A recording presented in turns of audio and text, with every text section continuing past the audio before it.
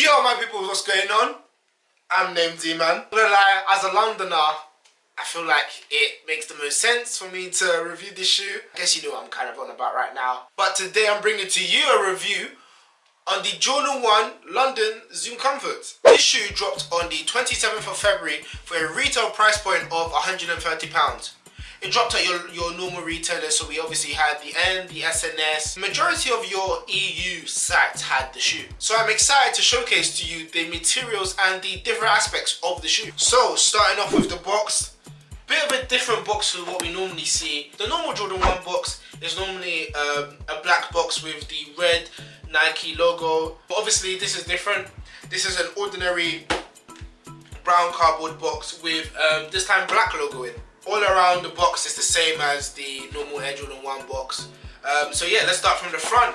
From the front, it does say Air Jordan 1 Zoom Air Comfort in a US size 8, UK size 7. I wasn't able to get my size, so again, sneaker selection. I'll put all the information down in the description. Go and cop from them. Yeah. So opening the box. Firstly, on top of the shoes, we do have this Jordan branding cardboard.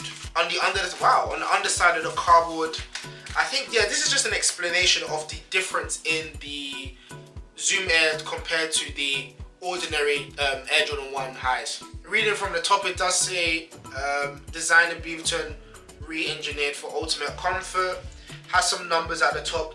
I would think it's a date, but there's bare numbers. I don't think it's a date. Collar is made of 2 free floating foam panels for more relaxed comfort.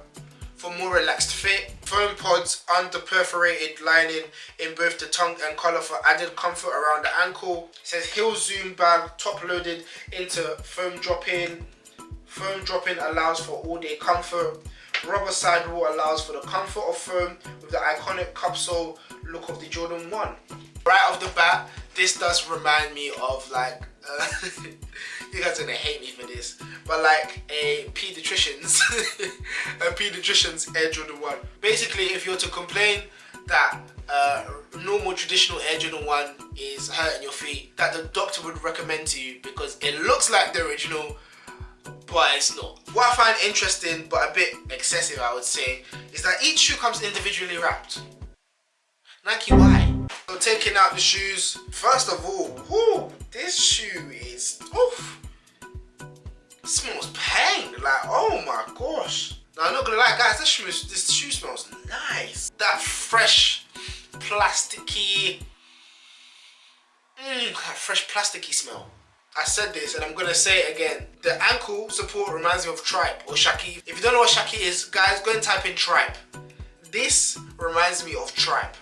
So starting off at the tongue, we do have Zoom Air in this like dark bluish tint on a white type of tumbled tag. This is like a tumbled leather, yeah, on a white tumbled leather tag. On top of that, we do have this white cotton which does go over onto the back of the tongue. The tongue itself with the exposed foam coming out from the top of the tongue. On the inside of the ankle, we're just seeing this mesh type of material, this flesh colored mesh type of material, which is all around the ankle. Coming down onto the Wings logo, we have the Wings logo in this blue. They're calling this blue Photon Dust, so I'm just gonna call it Photon Dust. Yeah, this Photon Dust blue Wings logo, Air Jordan, basically the same shape as an Air Jordan 1, nothing too different. What's interesting that the ankle flaps are actually not attached all the way. Kind of gives me like Rookie of the Year vibes. So yeah, that's a grey type of mock leather ankle flaps. Now coming down onto the swoosh, this is a mesh type of swoosh. This is the same material as the ankle. So we have a majority grey upper, tumbled leather on the toe box and on the side panels on the lateral side. We have a combination of the grey suede going across the front of the toe box and grey tumbled leather on the side panels. We have grey mock leather going across the front of the toe box and we have a tumbled leather on the side panels. And obviously the mesh swoosh. On the back of the shoe, still that mock leather going all the way across. On the medial side, we have the mesh from the ankle poking out. There's like these two little flaps on either side of the shoe which aren't attached. that show the mesh, the flesh colored mesh. What I find interesting is on the lateral side, it does say Zoom underneath the flap. I'm guessing just to further iterate that it is Zoom technology and not just your basic generic Air Jordan 1. Coming on to the laces, we have grey flat laces. The insole now, we have the Zoom Air in that photon dust color on a grey insole. Coming down onto the midsole, we do have this creamish color midsole, not your trademark white midsole. We have a creamish color midsole and a grey outer sole. The midsole and the outer sole do remind me of like the turbo green in terms of their color. So if you do have the turbo green, or if you have seen a picture of the turbo greens before, it's the same color midsole and outer sole. At the bottom of the tongue, there is blue stitching just on top of the lace system. This is a very interesting, I guess you could say, basic take on what a London Air Jordan 1 would look like. And not gonna lie, as a Londoner, I approve. Now let's get into the info. As I was speaking about earlier, we do have that photon dust blue color hits all around the shoe. That's to represent the foggy climate of London. As a Londoner, it's kind of sad, but it's true. Yeah, that's crazy, but it's true. Not gonna lie, it kind of hurts that everywhere else in the world knows how dull our city is. Like, cross-reference, that blue is also to represent the Thames. The shoe is basically a depiction of London. So obviously we have the grey weather side, and we have the blue to represent the River Thames that goes all the way through London, and just the climate and I would say the people, because Londoners we're quite dull. Funnily enough, this isn't the first London shoe to come out. We had previously in 2020 the Nike Air Max 1 London, which followed a very similar color scheme of grey. I think it was even the same grey. It was the same grey and blue. Alright, any Americans watching, please, London is not that bad. I promise you. Like, we're fine as people. It's just our weather isn't the best. This shoe was first heard of in 2019, around the time that they were doing the whole Fearless One collection. That's when people first saw images and had rumors of this shoe. So for this shoe to come out, 2 years later, I'm glad they didn't come up with that collection, because some of the shoes in that collection are bangers, and I don't feel like this would have lived up to that caliber of a collection. Not gonna lie, this is a personal opinion, but I feel like with the Zoom Comfort coming out, Nike are doing what they've done with like the Jordan KOs, basically releasing different Jordan models other than the highs.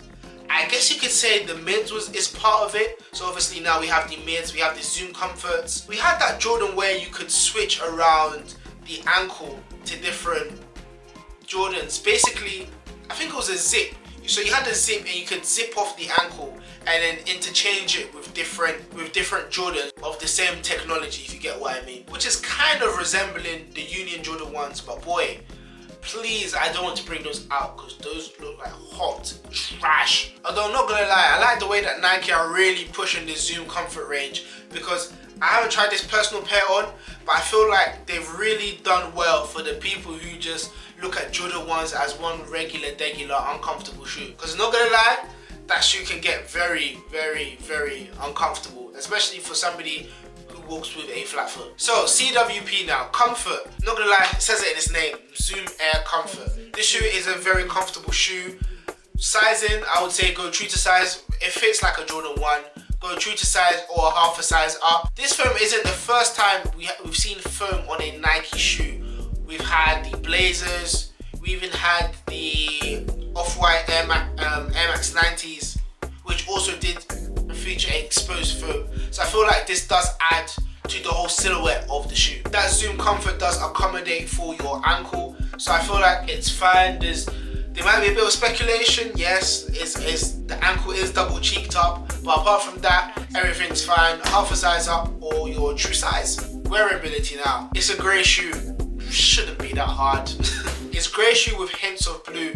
I guess the only thing that could throw it off is that like fleshy foam that's exposed.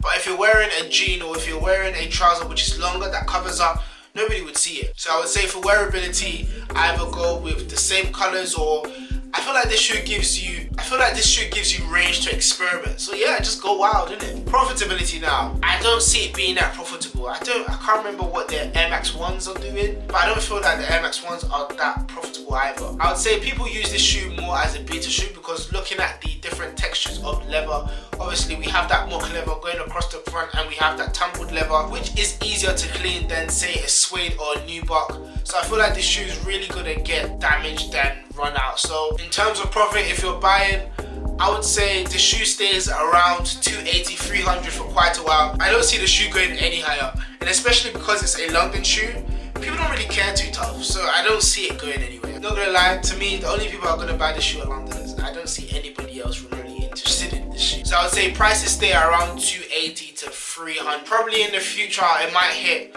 330 max, but yeah, I don't see the price going anywhere too high. So selling the shoe, sell now, sell later. I don't feel like the price will change. As I said, buy now, still don't feel like the price will change. But yeah, that's it. Obviously this isn't my pair, so I won't be able to give you an on foot.